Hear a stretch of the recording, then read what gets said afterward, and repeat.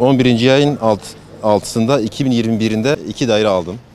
Çocuklarım geleceği için 2 daire aldım. Ve yaklaşık 20 aya yakın oldu. Daha tapuyu bekliyorum. Hep tapu peşinde. Tapu elime bir türlü gelmedi. Elimdeki bütün paramı, 25 yıllık emeğimi eline koymuşum.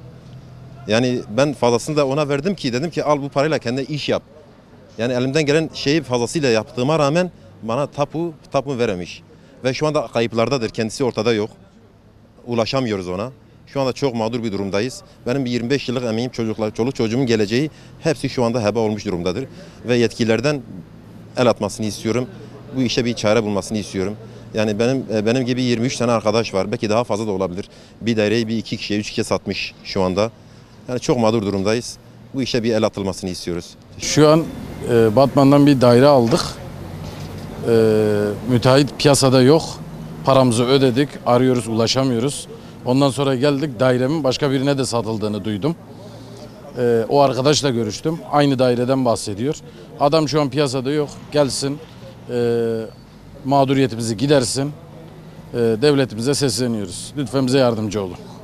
Abi dora biz süpeç insan verdik tam mağdure. Her daire ki frotiye داية دحوة ساعة ما برداية إيكو زيرانية إيكو عربة خفروتية إيكو شوية زيرة براي خوانية إيكو شوية بشكرا دين كريانية وخصية بيتك وتشكرا بما خوي خيني دور تدا تشتكتنا ورجع يكي تخابينه وخبشارته بالتليفون أراجيها أم جانا أولاش مش بدي شو خنيش بكسي جناده أما شوف ملته بريشانة خيني كهرك دايرك فروتي دحوة ساعة وأنا تامينات ده لا بدني قلالتي نأو تعبا ملتي ونتي çözmek et kenam mlete da am çıt qamet qadra çözmek ye insana ki ko karva söz bale geçmiş ve beraber derdevi insana persa ve bawa ki mana insana ana mana belki bawa ki bigijin xuya hakkı xo jetkiliya olam txazım sadece racat kanım yani daha önce ders babine belki var millet be bela be ok derge ve derne bigijin xuya xo bizararı henek insan havalar qailin nayn ulaşmış insana rabe